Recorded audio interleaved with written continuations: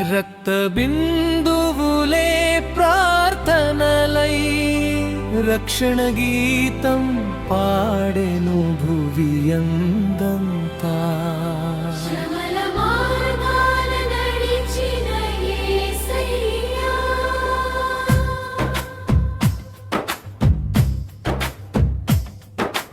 గెత్సెమనే తోటలో వంగిన శిరస్సు వేదన కన్నీరు ప్రార్థనయ్యేను. శత్రువులకైనా కరుణ చిందించి పాపభారమంతా మోసిన ప్రేమ. తండ్రి, వీరేమి చేయుచున్నారో వీరెరుగరు గనుక వీరిని క్షమించుము. సిలువ పక్కన వేలాడిన దొంగకు నీవు చూపిన ఆశ పారమయ్యేను. పశ్చాత్తాప హృదయాన్ని ఆవరించి పరలోక ద్వారాలు తెరిచినావు. నేడు నీవు నాతో కూడా పరదైసులో ఉందువు. క్రింద నిలిచిన తల్లి కన్నీటి మౌనం, శిష్యుని హృదయం వేదనతో నిండెను. వేదనలో సైతం బంధాల విలువను లోకానికి బోధించిన దేవా.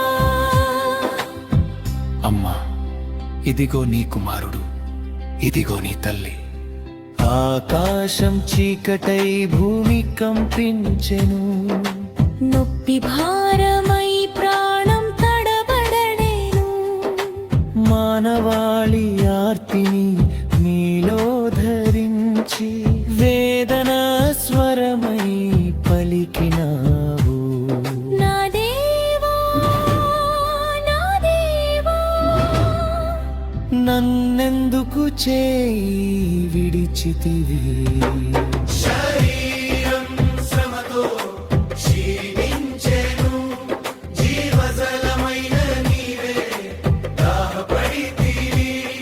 మన ఆత్మదాహానికి సమాధానమై బలహీనతను సైతం అంగీకరించావు.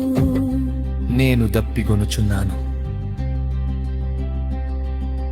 బాధ మౌనముగా మోగిన వేళ నెరవేరెను తండ్రి చిత్తమంతా.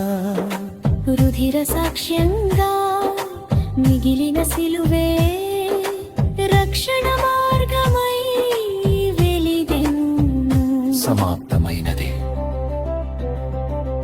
తండ్రి చిత్తానికి శిరస్సు వంచి ఆత్మను అర్పించిన క్షణంలో సిలువ మరణమే జీవన ద్వారమై నిత్యాశను పుట్టించెను.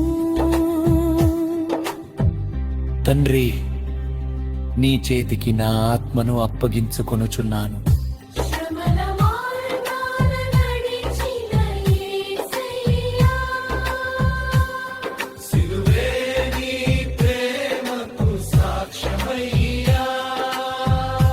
రక్త బిందువులే ప్రార్థనలై రక్షణ గీతం పాడెను.